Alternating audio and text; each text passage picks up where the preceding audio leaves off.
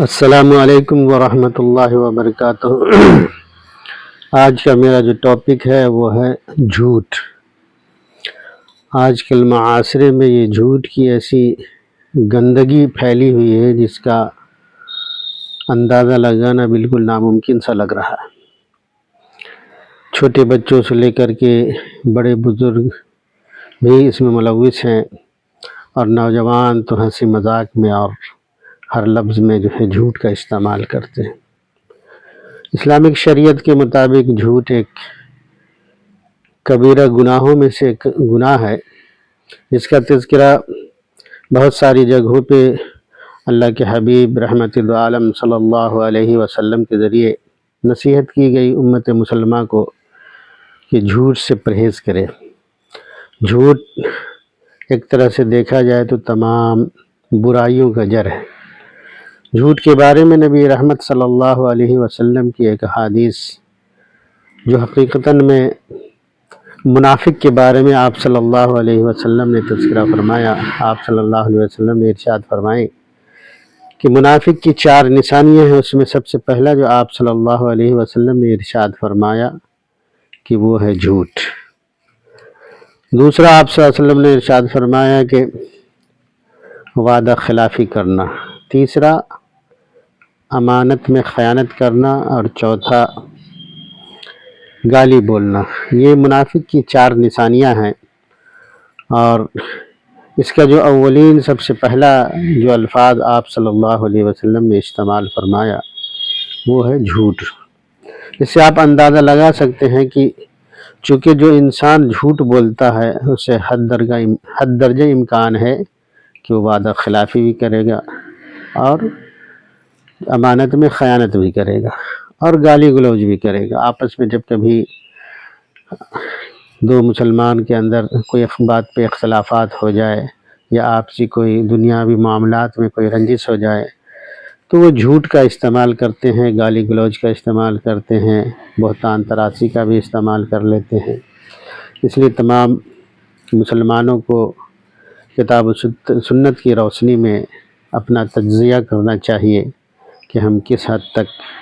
جھوٹ سے بچ رہے ہیں یا نہیں بچ رہے ہیں۔ اسپیشلی میں نوجوانوں سے مخاطب ہوئی جھوٹ کے متعلق کچھ باتیں ان سے یہ عرض کرنا چاہتا ہوں کہ ایک پڑھنے والے اسٹوڈنٹ جب وہ جھوٹ بولتے ہیں، اپنی زندگی میں جھوٹ کا استعمال کرتے ہیں، مثلاً اگر ان کے والدین نے ان سے کہا کہ بیٹا آپ نے پڑھائی کتنی گھنٹے کرتے ہو، تو وہ جھوٹ بولتا ہے کہ ہم 12 گھنٹے یا 14 گھنٹے پڑھتا ہوں۔ اگر وہ جھوٹ نہ بول کر کے اپنی سچی باتوں کو بیان کرے گا تو ماں باپ ہو، استاد ہو، بزرگ ہو، ان کو چند نصیحت کریں گے، چند نصیحت جو ان کے زندگی میں آنے والی زندگی ان کی فیوچر کے لیے بہت ہی مفید ہوگا۔ لیکن جھوٹ بول کر کے ان نصیحتوں کو بھی جھوٹ کے ذریعے سے وہ خود رد کر لیتا ہے کہ کوئی مجھے نصیحت ہی نہ کرے، اور جھوٹ بول کر کے اپنی آنے والی زندگی کو وہ ایک مصیبت میں ڈالتا ہے۔ مثلاً اگر ماں باپ اپنے بچوں کو کہتے ہیں کہ بیٹا جھوٹ نہ بولو، پھر بھی بچہ اگر جھوٹ بولتا ہے، باپ یا ماں نے پوچھا کہ بیٹا ابھی کہاں سے آ رہے ہو، وہ آ رہا ہوتا ہے کھیل کود کر کے یا اپنے دوستوں یاروں میں بیٹھ کر کے، لیکن وہ یہ کہتا ہے کہ میں اسکول سے آ رہا ہوں، یا ٹیوشن سے آ رہا ہوں، یا کسی جو ہے تعلیمی مراکز سے آ رہا ہوں۔ اس سے ماں باپ تو مطمئن ہوتا ہے کہ ہاں چلو میرا لخت جگر میرا بیٹا جو ہے ایک پڑھائی کر کے آ رہا ہے، کچھ سیکھ کے آ رہا ہے، کچھ تجربے کی بات اپنی زندگی میں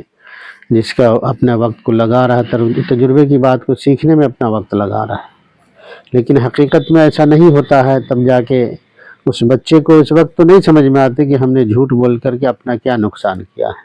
حقیقت تو یہ ہے کہ بچہ جب جھوٹ بولتا ہے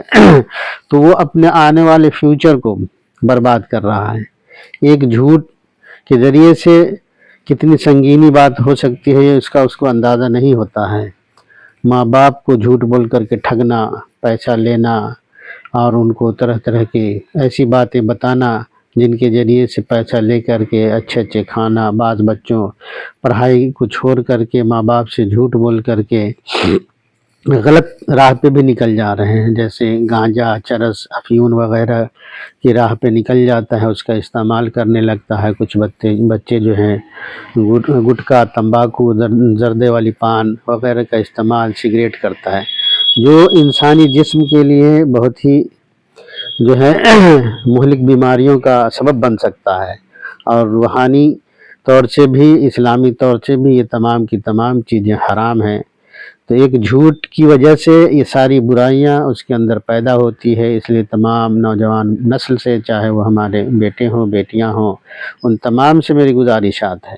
کہ جھوٹ بولنا چھوڑ دیں۔ آپ اگر اپنی زندگی میں کامیاب ہونا چاہتے ہیں تو سچائی کے دامن کو تھامیں، جھوٹ سے بچیں، جھوٹ سے اپنے آپ کو کوسوں دور رکھیں۔ جھوٹ آپ کی زندگی میں آنے کا مطلب ہے کہ آپ اپنے آپ کو جو ہے گمراہی کے دلدل میں پھنسا رہے ہو۔ آپ جھوٹ سے بچو اور اپنی زندگی میں سچائی کو نافذ کرو، سچ بولو،